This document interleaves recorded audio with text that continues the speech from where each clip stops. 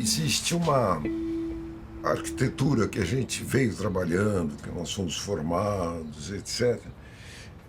Era muito marcada pela ideia dos princípios, sobretudo corbusierianos, né? Estrutura livre, os verdes independentes, a forma pura. E isso acabou virando uma regra muito estabelecida, muito forte, né? E para mim isso é uma camisa de força. E a cogitação de outros materiais, inclusive materiais tradicionais, tudo isso, permitiu descobrir uma dimensão das outras arquiteturas que essa arquitetura não abarca.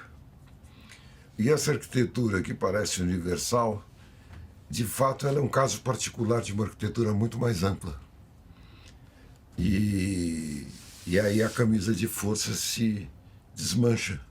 Eu não acredito que isso seja um estilo. Assim, então tem o estilo modernista, o estilo sustentável. Não, é o jeito de se exprimir em arquitetura hoje. Tem de ser assim, porque essa é a nossa realidade, né? A preocupação com a sustentabilidade, a gente vai ler lá no Vitrúvio, o primeiro tratado de arquitetura, século I. Ele falava, não, vamos fazer o adobe nesse lugar, porque nesse lugar o barro é bom para fazer o adobe, a palha é boa. Lá é melhor não fazer adobe, usa pedra, porque lá tem a pedra e tal. Isso está na gênese da preocupação de você trabalhar com os recursos naturais, aonde eles existem. Mas nós temos uma questão ética muito mais complexa hoje. Então, uma construtora que faça um edifício sustentável, mas que rouba na hora de pagar o INSS, que corrompe ou que é corrompida ou que entra no esquema de corrupção, o que ela fez com a sustentabilidade do edifício? Hoje em dia a construção é muito fria, e é fria mesmo, começa fazendo no computador, né? O canteiro de obras é uma coisa que tem muitos pré-moldados, parte técnica e não sei o quê, uma coisa também fria e tudo isso. E a construção com terra é uma coisa que você mexe com a mão, você trabalha, você tem mais participação na construção, mas uma participação mais sutil. No fundo, a arquitetura trabalha com a forma, né? A forma é uma questão básica da arquitetura. Mas trabalha também com a matéria, que é a construção.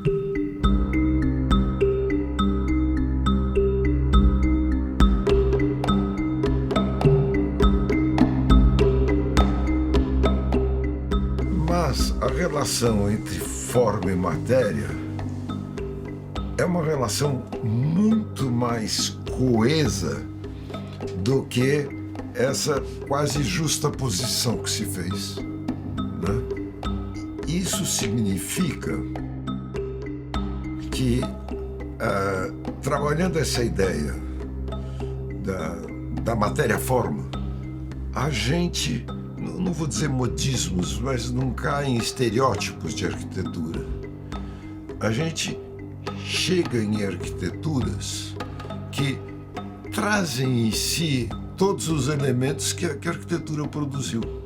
Então, a Terra, na sua imemorialidade, traz tudo isso quando você vai usar a Terra. Mas ela é extremamente atual.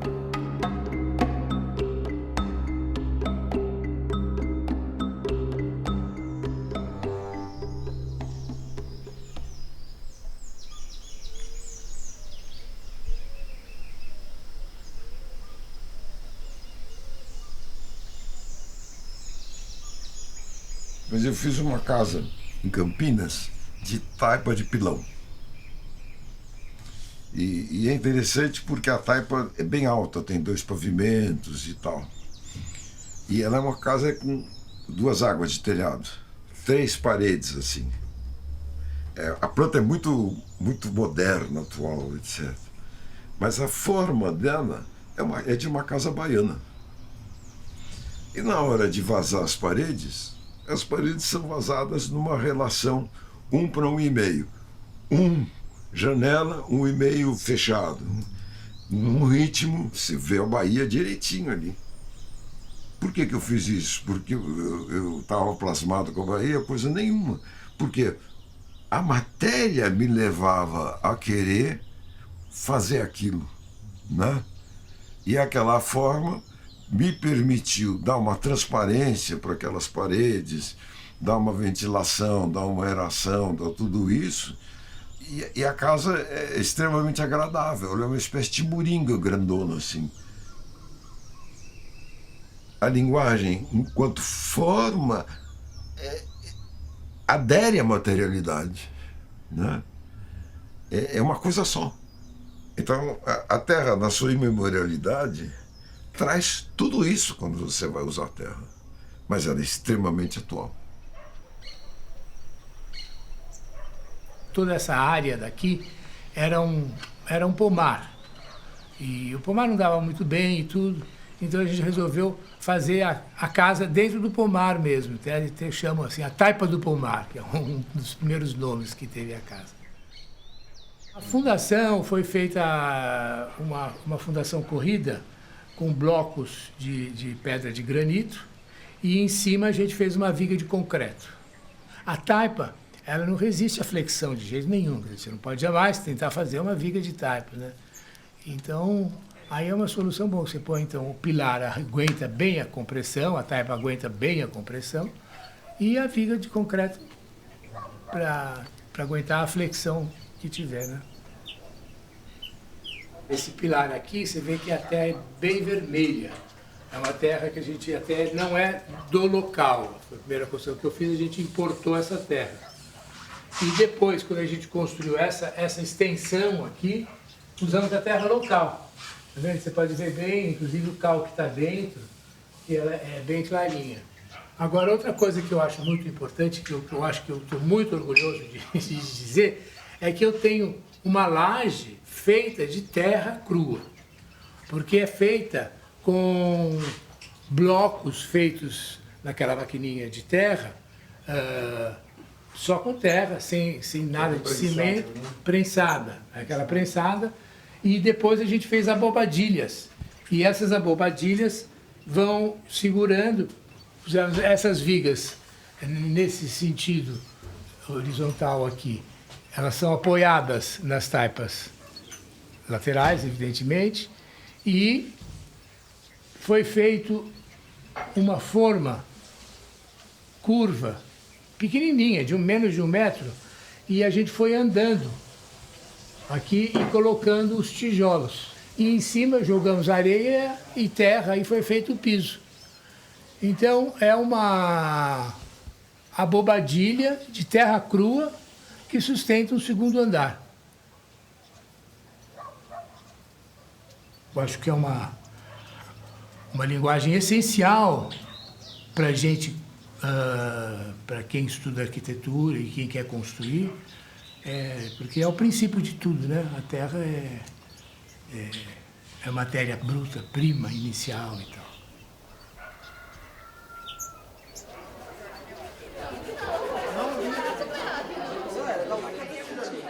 É natural que com essa discussão de sustentabilidade, de a gente trabalhar melhor o recurso natural existente no planeta, cheguem estudantes com essa questão.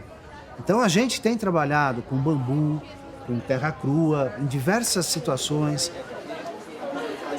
E hoje, se você olhar essa taipa sendo trabalhada em alguns lugares do mundo, tem gente fazendo pré-moldado com taipa, que é maluco. A gente diz, não, é impossível fazer um bloco de terra, botar num caminhão e levar para montar. Mas na Austrália o pessoal está fazendo isso. A nossa vida no canteiro, ela vem a partir de problemas que a gente seleciona para trabalhar. Selecionamos esses problemas junto com os estudantes. Então, por exemplo, recentemente a gente trabalhou com taipa de pilão, que é a terra compactada, misturando com ela pigmentos naturais e pigmentos industrializados, querendo daí tirar uma outra resposta plástica da terra. A hora que eu falo, eu vou usar a terra, eu vou tirar a terra de um lugar. Então eu deixei um buraco nesse lugar que eu estava usando essa terra. Qual é o meu plano para aquele buraco que eu deixei? Tenho que ter algum. Senão eu estou sendo predador tanto quanto qualquer outro, né? Pegando a terra do lugar e levando embora. Quer dizer, a técnica pode, num determinado momento ou numa determinada situação, não servir. Porém, o conhecimento que você organizou para chegar naquela técnica certamente vai dar fôlego para você superar essa técnica com uma outra que seja mais adequada para um determinado problema.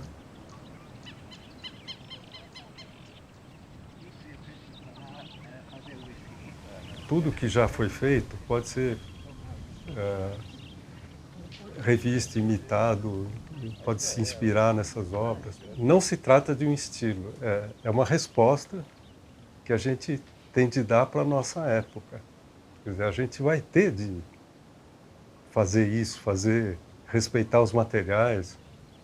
E a Terra tem isso, ela funciona como um pulmão assim para a umidade, né? É bastante esse movimento de entrada e saída de umidade. Então ela equilibra bastante o ambiente, né? Então o cara faz um prédio todo envidraçado, depois toca lá um ar-condicionado. Isso é tecnologia, mas quando você faz uma ventilação natural, é tecnologia. Por que construir com bambu?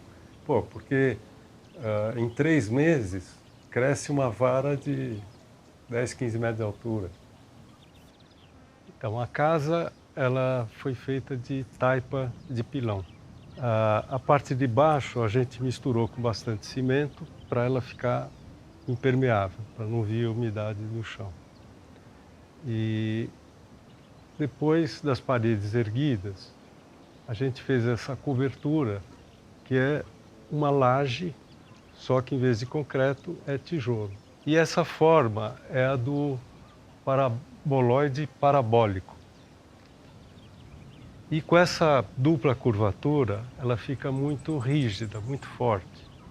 E a geometria é uma coisa natural, tá? No universo. É a ordem das coisas. A ordem natural das coisas é a geometria, né? Quando eu quis fazer uma cúpula, não tinha nos livros como fazer uma cúpula. E se olha livro de história da arquitetura, é quase que só cúpulas. E, no entanto, ela, em termos construtivos, em termos de facilidade de fazer, ela é mais fácil fazer do que um teto plano. Então, eu não sei por que abandonaram, né? É curioso. De repente, todo mundo caminha por um jeito de construir e esquece os outros, né?